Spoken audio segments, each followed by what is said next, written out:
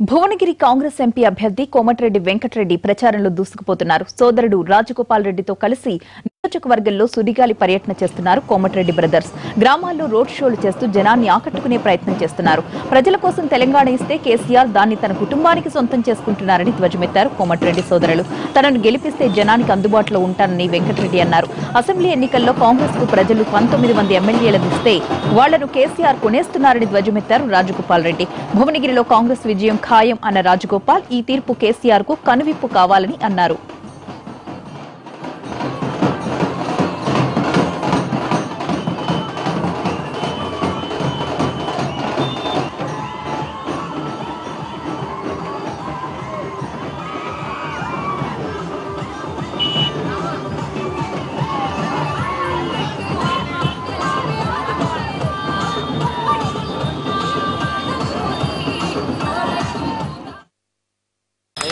అతీతంగా ఈరోజు నన్ను మంచి మెజార్టీతో గెలిపించి ఈ ప్రాంతం నుంచి 90% ఓట్లు పడాలి.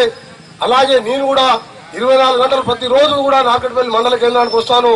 ఎక్కడ ఉన్నా మీ ఊర్లో ఆగిపోయి పేదవాళ్లకు మీ ఎవరు ఆపదున్నా సాపదున్నా మీ పనులు చేయడమే కాదు, ప్రతి పేదవాడు సొంతం ఇంట్లో ఉండాలనే నా కోరిక. నార్కట్పల్లి మండలంలో ప్రతి ఒక్కరు కూడా డబుల్ బెడ్రూమ్ ఇల్లు కట్టించడం కాదు.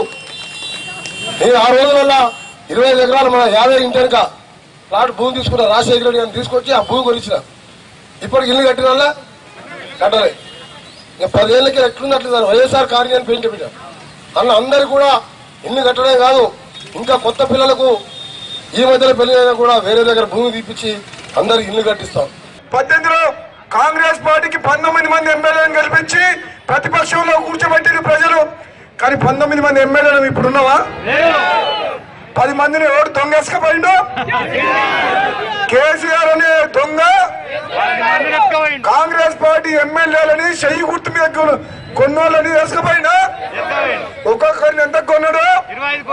20 కోట్లకు 30 కోట్లకు.